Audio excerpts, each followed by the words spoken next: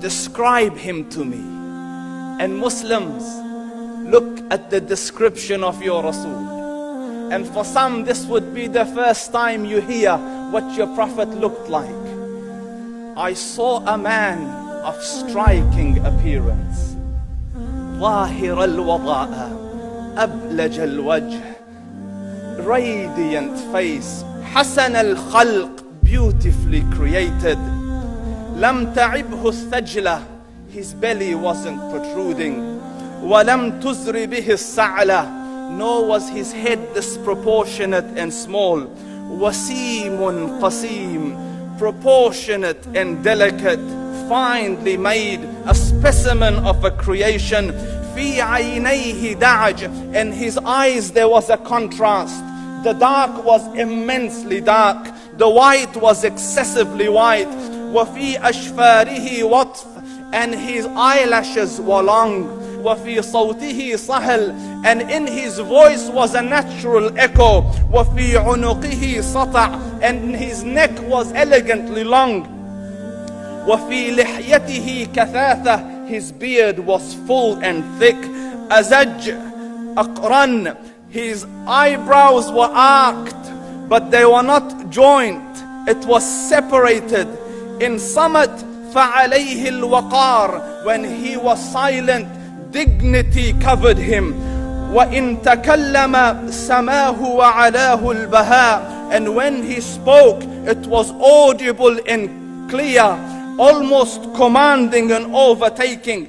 أجمل الناس وأبهاهم من بعيد, from afar the most striking and outstanding in appearance. وأحسنهم وأجملهم من قريب, and when he came near, the best of them and the most handsome of them in closeness. حلو المنطق, such an exalted and sweet level of logic. Like when he used to speak, it was so coherently logical, it was smooth and easy to understand. فصل لا نزر ولا هذر, he was to the point, not excessive nor too short.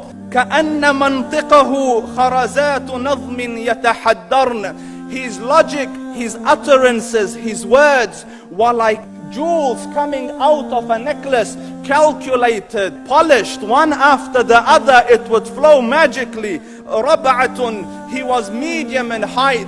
Your eye didn't have to strain to look up at him, nor was it tedious to look down at him. He was a comfortable sight to look at. له رفقاء يحفون به, he had friends, the people that were with him, they were working around him to try to serve and protect him. إن قال سمعوا لقوله, when he used to say something, they used to hearken to what he used to say. وإن أمر تبادروا إلى أمره, when he commanded, they used to compete to fulfill the command. This is Muhammad Rasulullah. This is Muhammad Rasulullah. Anas ibn Malik says, he says, I came out one night, it was the full moon night.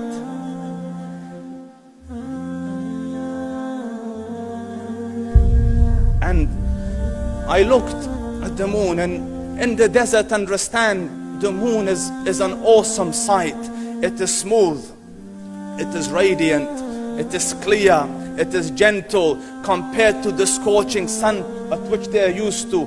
So the moon was the epitome of beauty. So he says, I came out at a full moon night and I looked at the moon and I saw it, beautiful, handsome. So I said, let me go see if the moon is more handsome or my Prophet is more handsome. Let me see if that is more beautiful or the Prophet is more beautiful. So I went and I saw him standing afar. So I looked at his face and I looked at the moon, and I looked at his face, and I looked at the moon, and I looked at his face, and I looked at the moon, and he said, Wallahi, he was more handsome than the moon in its entirety. That is just the look of your Rasul.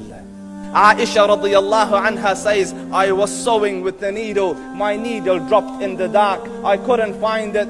I said, Ya Rasul, I can't find it. He moved his face close, and I swear, out of the radiance of his face, I found my needle. And the Prophet sallallahu alaihi wasallam was mind-bogglingly handsome, but his handsomeness was covered with waqar and jalal and hayba. The Sahaba say, when we used to sit at his feet, two feelings conflicting would come on the heart. The first one, you wanted to look at him. You wanted to behold the majesty of his face. And when you wanted to look up, shyness used to overtake you, so you used to look down. Amr ibn al-As says, I sat with him many times, but if you ask me to describe his face, I can't describe it. I wouldn't be able to look up to him ijlalan wa ta'zeeman. I couldn't look up at him. And that is why he didn't have the problems that Yusuf alayhi salam had. Because it was difficult to penetrate the awe and the splendor of the Rasul.